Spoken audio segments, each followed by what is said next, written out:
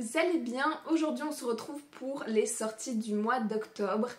Et qui dit sortie du mois d'octobre dit surtout l'apparition des romances de Noël de l'année. Tous les ans c'est la même chose. Pire que la rentrée littéraire, c'est vraiment le mois d'octobre qui perso me tue au niveau de mes commandes. Des achats de livres neufs, etc. Des précos, enfin ce genre de choses. Et du coup la vidéo sera sans doute plus longue que les autres dans le style parce que vraiment il y en avait beaucoup. Je crois sérieusement que j'ai dû voir entre 15 et 20 romances de Noël, faire des petits tris, des petites sélections, donc forcément il y en a encore en dehors de ce que je vais dire. Et pour ceux qui aiment un peu moins, j'ai quand même intercalé d'autres lectures entre temps, mais du coup d'habitude je me maintiens, enfin je me cantonne plus ou moins à 10. Ici je pense que ça va être dépassé, je crois qu'on est à 13. Donc je ne vais pas parler davantage et je vais m'attaquer directement à la première sortie. Tout d'abord, en date du 2 octobre, nous avons celui-ci, donc Agence Perdido de Victor Dixon qui sort chez Bayard Jeunesse et dont le résumé nous dit « Chaque jour, des objets et des gens disparaissent. Vous les pensez perdus? Ils ont été volés par des créatures avides venues d'un autre monde pour arracher des morceaux d'une autre, les croque-mitaines. » La vie de Lucie bascule quand sa mère disparaît mystérieusement. La jeune orpheline est contrainte de quitter sa campagne et d'aller vivre à New York chez sa tante Doris qui l'oblige à voler dans les trains pour payer son loyer. Jusqu'au jour où Lucie fait la connaissance de Rita Perdido, une femme entourée de secrets qui lui propose de rejoindre son agence de retrouvage. Lucie découvre alors qu'elle fait partie d'une caste en voie de disparition, les retrouveurs. Depuis la nuit des temps, ces humains ont le pouvoir de pénétrer dans les oubliettes pour en rapporter les objets, les personnes et les souvenirs perdus. Persuadée que sa mère a été enlevée par un croque-mitaine, Lucie se lance dans sa recherche. Mais ce n'est pas seulement le sort de sa famille qui est en jeu. À mesure que s'éteignent les derniers retrouveurs, les croque-mitaines gagnent en puissance et préparent leur effroyable revanche contre la surface. Si je vous en parle aujourd'hui, c'est parce que c'est un livre de Victor Dixon et vous savez que j'apprécie beaucoup cet auteur. Tous ces livres sont juste là au-dessus de moi. J'ai fait déjà une vidéo sur 5 livres de Victor Dixon que je vous conseille, etc. Mais il y a toujours un mais, une exception, etc. Cette fois-ci, je vous avoue que je ne l'ai pas ajouté à ma wishlist parce qu'il s'agissait de son premier jeunesse. Et qu'en fait, j'avais pas spécialement envie de le retrouver dans ce registre. J'avais pas du tout non plus envie de lire du jeunesse en ce moment, etc. Et du coup, juste, j'ai passé mon tour pour celui-ci. Mais vraiment, je vois de très bons retours dessus. La thématique, l'air de rien, elle a quand même très chouette. Donc voilà, pareil, je vous le mets parce que c'est Didi et parce que je pense que dans tous les cas ça reste une valeur sûre. C'est juste que voilà, pour le coup il me tentait moins que ces autres sorties, que d'autres sorties ici, etc. Et du coup, voilà, dans la foulée, pareil, je l'ai pas ajouté à ma wishlist ou quoi, ou vraiment si on me disait c'est pépite, j'aurais peut-être craqué. Mais pour l'instant je vois de très bons retours, mais sans plus. Donc je passe exceptionnellement mon tour pour celui-ci. Pour le livre suivant, alors là on entre, ça y est, définitivement dans le cœur du sujet, puisqu'on attaque la première romance de Noël qui est celle-ci. Donc Mon beau sapin, roi des embrouilles, c'est publié chez Hugo Poche. Et il sort le 2 octobre, parce que ça c'est vraiment la date, vous allez voir, il y en a plusieurs. À chaque fois, je me rappelle que chaque année, le 2 octobre, c'est une date clé. Ne me demandez pas pourquoi c'est celle-là. Et le résumé nous dit... La guerre est déclarée sur le marché de Noël de Vancouver. Comme chaque année, Will Tremblay descend de sa montagne adorée pour tenir un stand de marché de Noël de Vancouver. Les membres de sa famille y sont les uniques vendeurs de sapins depuis des générations. Détestant la foule et la ville, Will est déjà contrarié d'avoir dû quitter le calme de sa forêt. Pourtant, ce n'est rien en comparaison de la colère qu'il ressent voyant son stand déjà occupé. Lana Demers, quant à elle, cherche depuis toujours un moyen rapide pour gagner de l'argent et continue de parcourir le pays en quête de l'endroit où elle a envie de poser définitivement ses valises. Lorsqu'elle apprend qu'un stand au marché de Noël de Vancouver est disponible, elle est aux anges. Et même si elle n'y connaît rien, vendre des sapins à cette période de l'année, ça ne doit pas être si compliqué. Entre Lana et Will, la guerre est vite déclarée, mais ne dit-on pas que la magie de Noël ne fait jamais se rencontrer les gens par hasard. Franchement, je suis super emballée par celui-là. Clairement, je l'ai ajouté à ma wishlist. Parce que voilà, la petite guéguerre entre les deux petites familles pour ce petit stand, etc. Juste take my money. Genre j'adore l'idée qui va être exploitée ici, des petites familles un petit peu rivales déjà d'habitude, etc. Bah du coup de celle qui en a vraiment visiblement rien à kicker de Noël, et de lui qui par contre, bah voilà, c'est tout son truc, c'est l'événement de l'année, etc. Ce petit côté, ben, elle parcourt le monde ou quoi, et lui il est très isolé. Donc vraiment ce côté très contrasté, ben, ici me donne très envie aussi. J'attends de voir aussi, parce que si c'est plus lui qui aime Noël mais qui est un petit peu plus ronchon, elle qui est plus ouverte mais qui aime pas, ça change aussi un petit peu des caractéristiques du Grumpy Sunshine qu'on retrouve assez souvent, où c'est juste elle qui adore et lui qui déteste, et voilà. Donc ici c'est un peu plus mélangé que ça. Et franchement je suis très curieuse de voir les retours qu'il y aura dessus. Je ne sais pas si je l'aurais déjà craqué d'ici la fin de l'année, parce que genre j'ai vraiment, bah, ils sont là, vous le voyez, hop là, ici, beaucoup trop de romances de Noël en attente depuis, depuis perpète, dont plusieurs bah, du coup chez Hugo. Donc est-ce que je vais le craquer cette année ou pas, je sais pas. Est-ce que je vais l'ajouter bah, du coup dans ma palle et le garder pareil pour plus tard, voilà, pour être sûre de garder en tête, c'est possible. mais du coup voilà, j'ai vraiment très hâte de voir les premiers retours dessus, parce qu'il a l'air tellement drôle, et vraiment rien qu'au résumé je me plonge déjà dans ce marché de Vancouver, et voilà, j'ai trop hâte de voir ce que ça va donner. À la même date sort également celui-ci, donc Comment survivre à Noël en plein été, et c'est également chez Hugo Poche. Et j'étais très curieuse bah voilà, de découvrir le résumé quand j'ai lu Été avec Noël. Je me suis d'abord imaginé plus voilà, des vacances minces, mes parents sont partis pour les vacances de Noël, fêter ça, je sais pas, en Égypte, au soleil ou que sais-je, et du coup la fille serait dégoûtée. Mais visiblement rien à voir, parce que le résumé nous dit « Antonia, autrice débutante, se voit confier la chance de sa vie. Si elle nous remet à temps son manuscrit de romance de Noël, elle décrochera peut-être le contrat qu'elle espère tant. Deadline le 18 juin. Avancement du projet depuis 4 mois, 80%. Mais impossible pour elle de trouver une fin qui soit à la hauteur. Jusqu'à ce que Gabriel, son collègue et meilleur ami, se mette en tête de vouloir l'aider en visant réellement le manuscrit qu'elle a commencé, et tant pis si l'été s'apprête à faire son entrée.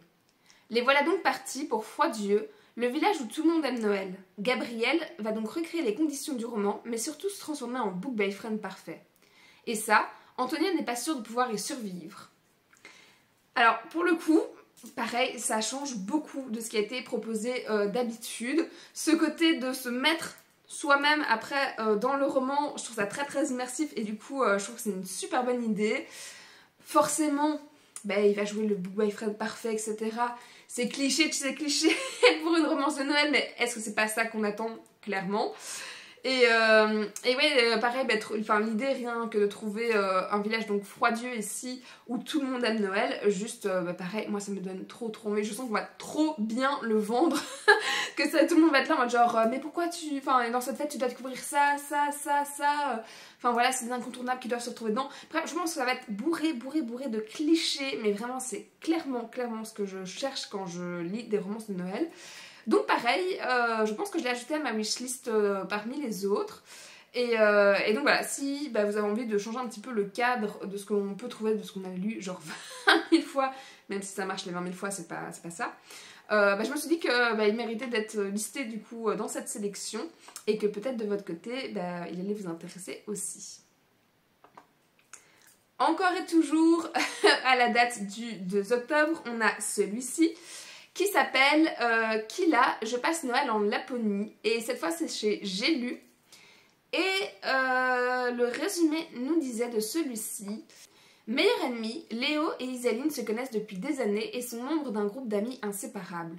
Leur lien, Hugo. Le pilier de la bande a malheureusement disparu des suites d'une longue maladie, mais a laissé ses instructions à Léo, redonner le sourire à Isaline et lui faire revivre son rêve de passer Noël en Laponie. Ni une ni deux, ils s'envolent tous pour un voyage inoubliable. Au programme, la ferme des rennes, aurore boréale, jacuzzi et bains glacés. Léo et Isaline sauront-ils enterrer l'âge de guerre et se découvrir au pays du Père Noël? Bon, bah là, il n'y a même pas de surprise, je l'ai clairement ajouté à ma wishlist pour la simple et bonne raison que ça se passe en Laponie. Et il y en a déjà un ici dans ma palle. Comment il s'appelait?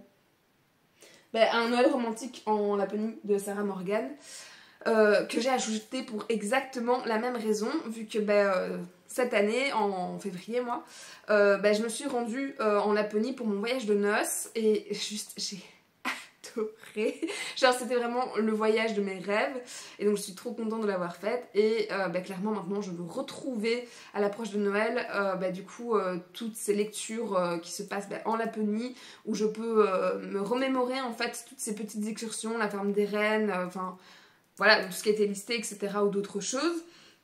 Et vraiment je suis en manque, je voudrais tellement y retourner, que juste à part via la lecture je ne saurais pas le faire, mais du coup voilà, enfin en tout cas pas d'ici quelques années. Et du coup pour combler ça, clairement je les ajoute à ma wishlist, et je vous invite à faire de même de votre côté, parce que mon dieu, j'espère que pareil il y a pas mal de descriptions quand même, voilà, des paysages, des activités ou quoi, pour que vous puissiez voyager avec, parce que juste c'est tellement le bonheur. Donc clairement, lui il est ajouté à ma wishlist, et à mon avis il intégrera tôt ou tard ma bibliothèque. Pour le suivant, on change de registre, non pas du tout, on reste toujours dans les romances de Noël. On change de date puisqu'on arrive à la date du 3 octobre, avec une auteure qui est plus que connue dans le style, puisqu'il s'agit de Karen Ponte. Et le premier que je vous propose, c'est celui-ci, donc c'est le désastreux Noël de la famille Praline. C'est chez Pocket Jeunesse, et le résumé nous dit: une comédie de Noël hilarante qui sent bon le biscuit aux épices et le chocolat chaud. Dans la famille Praline, Noël c'est sacré. Mais cette année, c'est la guerre des tranchées entre Barbara et Nathaline, les deux héritières Praline. Alors, Mamie Chouquette se donne 1 an pour réconcilier ses filles et sauver sa famille. Pour cela, elle va tout simplement disparaître en laissant une mission à chacune. Nilalou et Brune sont donc sommées d'apprendre à se connaître. Un sacré défi pour les 2 jeunes filles qui auront bien du mal à se retrouver des points communs. Et alors la grande particularité de ce livre, c'est qu'ici c'est la version donc ado qui est publiée chez Pocket Jeunesse, mais Karen Ponte, le même jour, donc toujours le 3, nous a concocté une petite surprise, puisqu'elle sort également celui-ci à la même date, un Noël mi-figue mi-praline, qui est publié chez Fleuve Éditions, et qui est la version parent, cette fois, et dont le résumé nous dit: la famille Praline est une famille unie et pleine d'amour.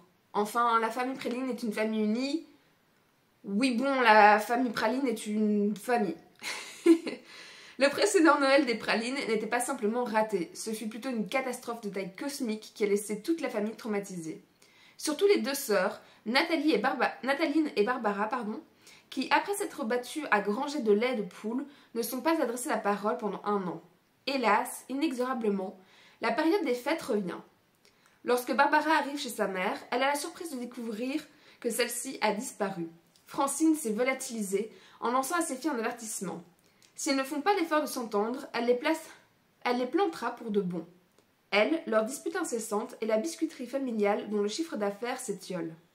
Voilà qui devrait changer la face du réveillon. D'abord, les Pralines vont se remonter les manches pour organiser sans Francine les célébrations du 24 décembre. Quant à l'amour sororal, autant espérer qu'il sera livré sous le sapin, Et je suis juste super, pareil, emballée par ce concept d'une même histoire sous plusieurs points de vue comme ça. Une version ado, une version parent. Pour le coup, c'est celle parent qui me botte le plus. Peut-être que je me sens plus assez ado pour ça, c'est possible. Mais je pense que je vais dans tous les cas découvrir les deux côtés, les 2 pendants, etc. Je trouve ça vraiment, je trouve que c'est une idée de génie. Et c'est trop chouette parce que Karen Ponte, vraiment, pareil, j'en ai plein du coup dans ma pile. Enfin, là vous les voyez pas, ils sont vraiment sur le côté. Mais j'en ai plein en fait d'elles sur Noël à chaque fois. C'est plutôt des comédies romantiques de Noël. Et donc vraiment à chaque fois je ris, mais parfois aux larmes pour des bêtises. Et ça fait tellement bien en fait parce que elle sort de certains clichés juste de romance ou quoi. Et donc ici de la découvrir dans ce nouveau concept ou quoi, vraiment je suis hyper emballée. Et je pense clairement que les 2 vont rejoindre ma bibliothèque et que mon banquier n'en peut plus de ses idées, de ses découvertes, etc. Mais clairement, non, là j'achète, je trouve ça trop chouette. Et pareil, j'imagine les gens qui vont lire ça, bah du coup, possiblement en famille, les parents et les ados, et puis peut-être inversé ou quoi. Ça peut faire des super bons échanges dans l'ambiance de Noël ou quoi. Et donc, clairement, juste pour le coup, j'applaudis. Également, à la date du 3 octobre, là, c'est le pendant de Clarisse... Clarisse Sablard, je vous l'ai vendu, de Karen Pond, donc c'est Clarisse Sablard. Et donc ici, c'est La douce magie de Noël. C'est celui-ci en couverture. Qui est le tome, je pense, le tome 5 à ce niveau-ci. De sa saga de Noël. Et le tome 1, c'était... La vie est belle et drôle à la fois. 2, 3, 4... Et ouais, je pense que celui-ci, c'est le tome 5. Alors, je ne suis pas à jour, puisque j'en lis un par an et que j'ai commencé en retard, etc.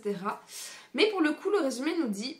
Fraîchement réconciliée avec son père, Emmeline est très heureuse d'avoir choisi de retourner vivre dans les montagnes de son enfance à Valno. Et ce n'est pas l'arrivée d'un bébé surprise à la suite d'une aventure d'un soir qui va entacher son optimisme. Entre son job de serveuse à l'Edelweiss, sa vie de mère célibataire et le grand concours annuel lancé par le comité des fêtes du village, elle ne s'ennuie pas une seconde. Ce qu'elle n'avait pas prévu, en revanche, c'est que sa mère débarquerait pour les vacances avec les révélations fracassantes à partager, et que Théo, le séduisant journaliste qui avait fait un reportage sur le village l'an passé, ferait son grand retour.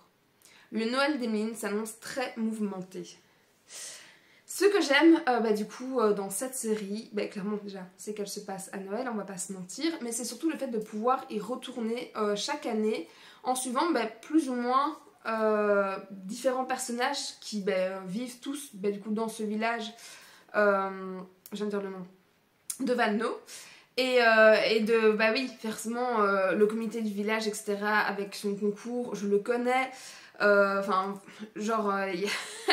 Il y a d'autres personnages qui vont interagir et que j'ai suivis avant, etc. Et juste vraiment, j'adore ce principe. Et donc, clairement, celui-là, je vais le lire dans la continuité des autres, c'est sûr et certain.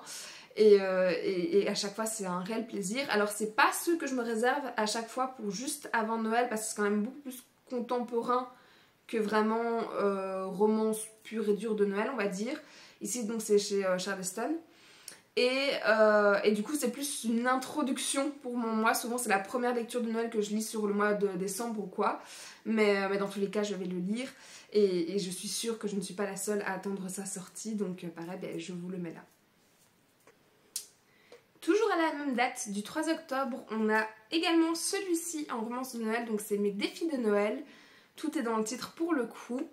Mais le résumé nous dit... Sarah, une acharnée de travail, est contrainte de prendre un mois de congé en décembre, juste avant les fêtes de Noël. C'est l'occasion parfaite pour son frère, Matt, de l'inviter à passer du temps dans son chalet à la montagne. Mais un détail complique tout. Jay, le meilleur ami de Matt, est accessoirement l'ex irritant de Sarah qui cohabite avec eux. Pour qu'elle survive à cette situation délicate, les amis de Sarah lui concoctent un calendrier de l'Avent rempli de défis destinés à renforcer sa confiance en elle et surtout à faire face à Jay qui continue de l'obséder après toutes ces années.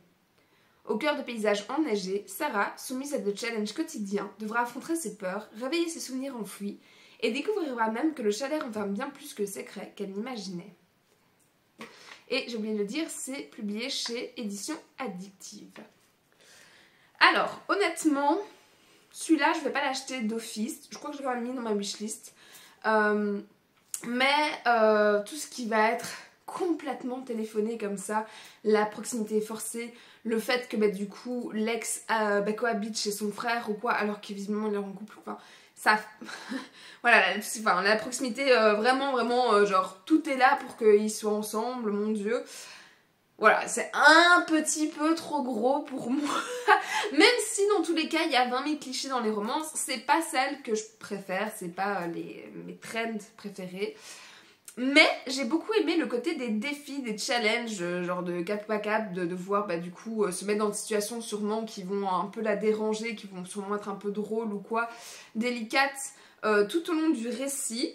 J'avoue que c'est ce côté-là qui m'a plu parce que pour être partie plusieurs fois avec des amis en vacances, on a souvent fait ce système de cap ou pas cap pendant les vacances et clairement ça a mené vraiment à des situations hyper cocasses. Et du coup c'est plus ça qui me fait sourire, vous le voyez, et qui me donne envie en fait de les retrouver du coup dans ce livre, et c'est pour ça que je pense que je vais lui laisser sa chance. Maintenant je le mets en fait du coup dans ma wishlist, mais pas dans les prioritaires, et Dieu seul sait qu'il y en a des romances de Noël dans ma wishlist, donc je ne sais pas si à un moment il passera quand même au-dessus des autres dans les priorités ou que sais-je. Mais pour le coup, bon voilà, je lui laisse quand même sa chance, je le garde dans un petit coin de ma tête, et puis de votre côté, peut-être que l'idée peut vous botter aussi, donc pareil, je le mets dans cette sélection. Et toujours le 3 octobre, on a celui-ci, donc pour le coup c'est un jeunesse, c'est Le secret de la famille de Noël, c'est chez Gallimard Jeunesse, et le résumé nous dit: jugeant que le monde a perdu de sa magie, le Père Noël a laissé ses reines s'occuper de sa tournée pendant quelques années. Mais s'il ne revient pas pour la 10e fois consécutive, Noël disparaîtra pour de bon. Juniper, de son côté, recherche sa mère disparue. Elle demande de l'aide à Nico, l'homme qui vit dans le parc de Londres, entouré de sapins, près de chez elle. Voilà, on ne sait que ça, mais je sais pas. Je sais pas, pour le coup, il m'a parlé. Alors pareil, je ne vais pas l'acheter d'office ou quoi, j'attends de voir des retours ou quoi, mais je le garde dans un coin de ma tête pour... on ne sait jamais, d'ici quelques années ou quoi. Et j'aime vraiment beaucoup le côté, voilà, le Père Noël qui en a marre qu'on perd la magie de Noël, forcément, j'imagine qu'elle va être retrouvée, etc. Il fait quand même 400 pages, même si c'est un Gallimard Jeunesse. Donc, clairement, pareil, je le mets dans ma wishlist pour ne pas l'oublier. J'attends de voir les retours, parce que parfois, des jeunesses sont de véritables pépites. Je pense par exemple... Jack et la grande aventure du cochon de Noël, que j'avais vraiment adoré de chez adoré. Donc pour le coup ce sera peut-être un peu la même idée, enfin le même ressenti, la même appréciation. Et donc pareil, voilà, je l'ajoute à ma wishlist plus dans ce sens là. Et peut-être vous, ça vous permettra pareil d'avoir une idée pour un jeune de votre entourage, pour un cadeau de Noël, ou que sais-je, ou juste pour vous. donc voilà pour le coup. Ici on change de date, on passe au 9 octobre, mais toujours dans les romances de Noël, avec celui-ci, donc Mon faux mari et moi au pays du Père Noël. Bon voilà, vous vous en doutez, je vous ai dit que, que vraiment j'en lisais pour retrouver la Laponie. On est en plein dedans. C'est publié chez Raffin, que je ne connais pas du tout. Ah je vois, c'est Mélanie Raffin. Et Raffin, c'est peut-être un auto-édité pour le coup. Ouais, il y a des chances. Mais bref, le résumé nous dit: Noël sous les aurores boréales. Oh, rien que là, ça me dit rêve. Candice déteste Noël. Employée dévouée de son agence de voyage, elle préfère explorer des destinations exotiques plutôt que de se perdre dans le tourbillon festif de décembre. Mais cette année, son patron a une idée lumineuse. Envoyer Candice en Finlande, le pays du Père Noël, et découvrir cette destination féerique en plein cœur de la saison des fêtes. Ravie à l'idée de disposer d'une excuse parfaite pour éviter les festivités, mais beaucoup moins enchantée à l'idée de devoir supporter Côme, le stagiaire de 40 ans aussi sarcastique que séduisant, Candice s'attend à une mission éprouvante. Comment ne pas être agacée par cet homme aux cheveux noirs impeccablement coiffés décoiffés, aux yeux si bleus qu'ils évoquent des lagons des Maldives et à la mâchoire carrée digne d'une sculpture de Michel-Ange. Juste ça. Pourtant, entre les paysages enneigés, les cabanes cosy et les aurores boréales magiques, l'antipathie entre eux fond comme neige au soleil. Voilà. Alors que leur complicité grandit sous les cieux scintillants de la Laponie, Candice commence à se demander si Côme est vraiment celui qu'il prétend être. Derrière son humour mordant se cache peut-être bien plus qu'elle n'aurait pu l'imaginer. Bon, celui-là, j'avoue, il m'emballe quand même un peu moins par rapport à l'autre, si ce n'est effectivement donc que ça se passe en Laponie. Mais pour le coup, je pense que c'est les descriptions qui, pour moi, vont vraiment être trop clichés, revues, où je risque quand même si c'est une romance de Noël, de lever les yeux au plafond 2-3 fois. Donc je sais pas. Et puis pareil, si c'est un auto-édité, forcément il va coûter un peu plus cher que juste une romance de Noël. Je lis en 2-3 heures parfois. Et donc j'ai pas envie de payer non plus des milliers des cents, je vais être honnête. Mais bon, on sait jamais, pareil, je vous le mets dans la sélection, peut-être qu'il vous intéresse, peut-être que juste il faut lui laisser sa chance, qu'il y aura d'excellents retours, etc.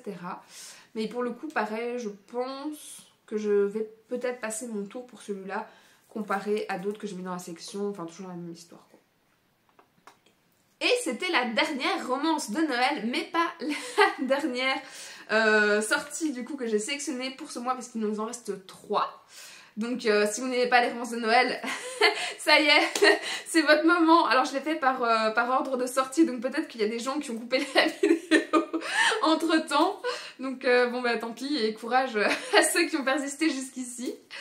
Et du coup le 16 octobre sort celui-ci. Donc c'est Divine Darkness, donc c'est chez Hugo Publisher et c'est surtout de Anatrice qui a écrit La Guilde des Ombres qui se trouve derrière moi. Et c'est sa nouvelle trilogie de romantasy.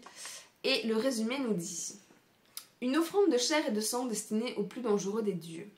Danaé est la fougueuse princesse rebelle du royaume souterrain réservé aux humains hérétiques, sous les florissantes contrées régies par les Phaedra, de puissantes divinités aussi vénérées que redoutées. Sun, dieu de la lumière, décide de se marier. Contre toute attente, il choisit pour épouse Danaé. Or, son frère ami, Night, dieu des ténèbres, vient contrarier ce projet en séquestrant sa fiancée dans une effusion de violence. Night pose à sa captive un ultimatum visant à déclencher une guerre contre Sun. Pour éviter la destruction de son peuple par le dieu, la jeune femme accepte de jouer le rôle de sa maîtresse en public et d'intégrer la cour impitoyable des elfes de nuit, vampires et loups-garous qu'il dirige d'une poigne de fer. Au cœur du royaume obscur qui respire le mystère et le vice, auprès d'un Phaedra cruel dont les ténèbres divines le fascinent à son insu, Danaé devra affûter son instinct de survie, son courage, ainsi que toutes les armes à sa portée. Bon, si vous me suivez sur ma chaîne, voilà, Booktube ou sur Insta ou quoi, depuis un moment, vous savez que normalement, ce résumé, je me serais vraiment pas retournée dessus si ça avait été quelqu'un d'autre en fait que Anatrice. C'est une romantasy, ça a l'air pareil bourré de clichés, du ténébreux, du machin, etc. Voilà, là tout de suite je vous avoue que j'aurais dit que c'était pas ma tasse de thé. Mais c'est Anatrice. Et j'étais déjà sortie de ma zone de confort pour découvrir la Guilde des Ombres qui avait été un immense coup de cœur. Et je suis très curieuse et impatiente en fait de la retrouver dans une plume de fantasy. Alors ici on n'est plus vraiment dans de la dark fantasy, enfin ça a l'air quand même dark aussi, on va être honnête, mais plus dans un côté vraiment romantasy pour le coup, parce que d'habitude elle écrit aussi beaucoup de romances que je n'ai pas eu envie de découvrir. Et donc là on est un peu au carrefour des deux. Je la suis du coup pareil sur les réseaux et je trouve qu'elle vend très bien son personnage de Night. J'avais adoré le personnage de Panama dans la guilde qui était hyper badass et donc je suis très curieuse de découvrir ici celui de Danaé.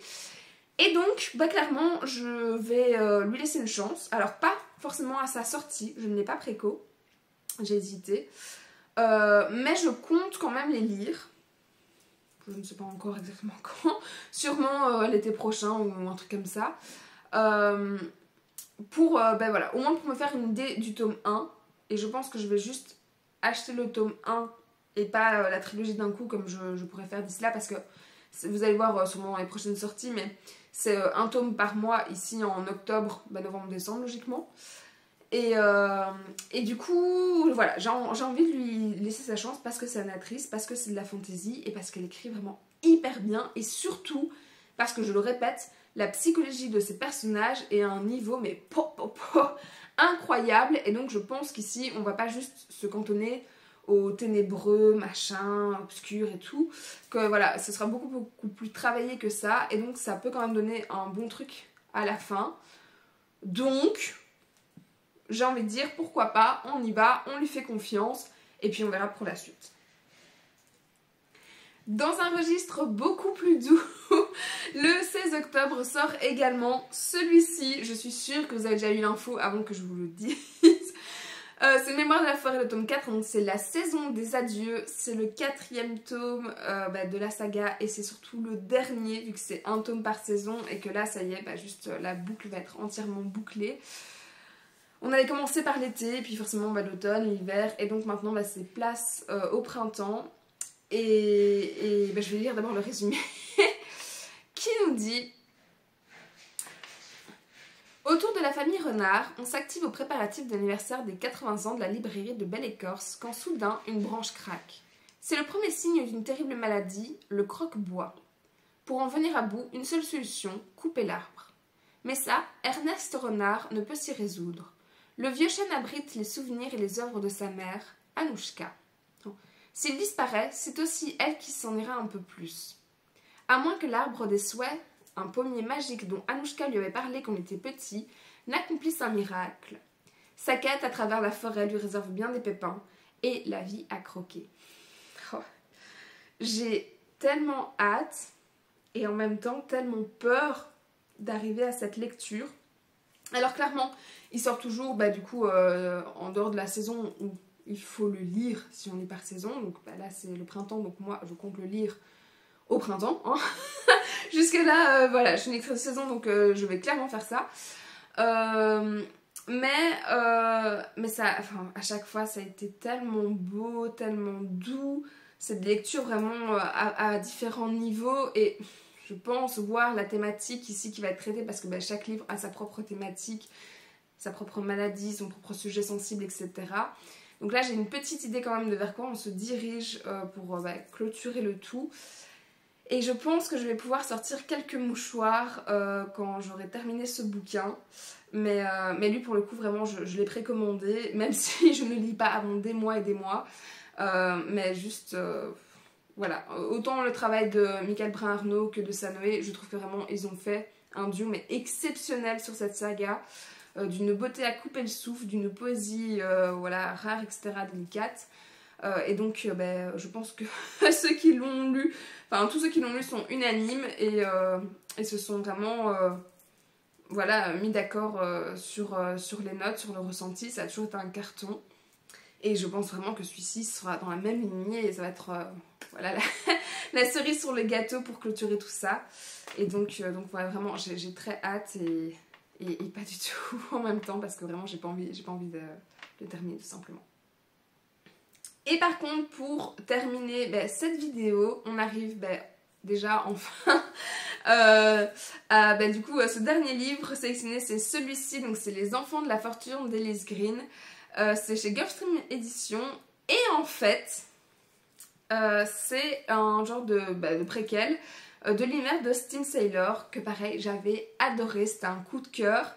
Voilà, j'avais lu les 3, ça va être un coup de cœur pour les 3, vraiment je vous les recommande encore une fois, juste pépite. Voilà, c'est des pirates du ciel, c'est du steampunk, etc.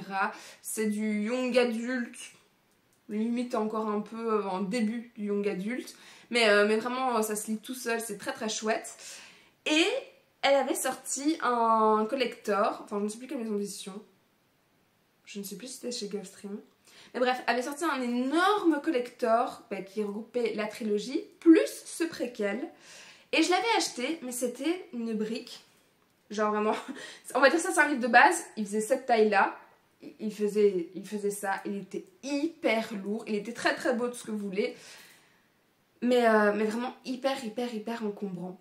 Et puis, Elise Green a eu tellement de demandes pour est-ce que c'est possible de faire juste le préquel tout seul, que finalement, en fait, quand voilà, le collector a été une édition limitée, quand ça a été clôturé, c'était un an plus tard, elle sort du coup ce préquel juste en petit format.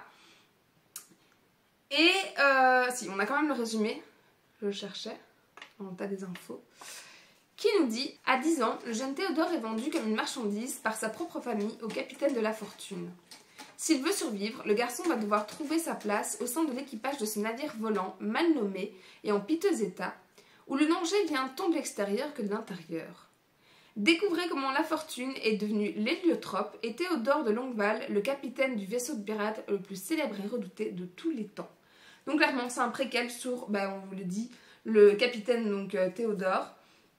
Et du coup, j'ai décidé entre temps de revendre du coup mon énorme collector pour juste pareil précommander celui-là, et ce sera 1000 fois plus pratique je pense, même s'il est très très joli, il va sûrement être moins beau que le collector final, mais pour le coup ça me semblait quand même beaucoup plus malin et je comprends que les gens aient demandé de juste rajouter ça. Parce que oui, j'allais sûrement faire une relecture à un moment, mais voilà, juste sortir le gros pavé de 1000 pages, c'est pas forcément ce que je préfère. Donc bah là, franchement, c'est l'occasion. Donc pareil, je vous file l'info parce que bah, de mon côté, il est préco. Je vous recommande, bah, du coup, vous l'avez compris, cette trilogie. Et je suis très curieuse de découvrir effectivement bah, les origines de ces capitaines que j'ai beaucoup aimé. Et du coup, voilà. Ok. J'ai essayé de ne pas m'étendre trop en longueur dans cette sélection parce que donc si j'ai bien compté, il y avait quand même 13 livres et j'avais pas envie de tirer ça vraiment sur des milliers et des cents. Moi j'aime pas les vidéos qui sont trop longues sur le sujet, je vous l'ai déjà dit. J'espère que vous aurez trouvé en tout cas votre bonheur dans cette sélection-ci, que comme moi vous vous réjouissez de toutes ces sorties de romances de Noël. Pour les autres, ça vous fera un mois où votre banquier sera un peu plus content de votre côté, pas d'une autre.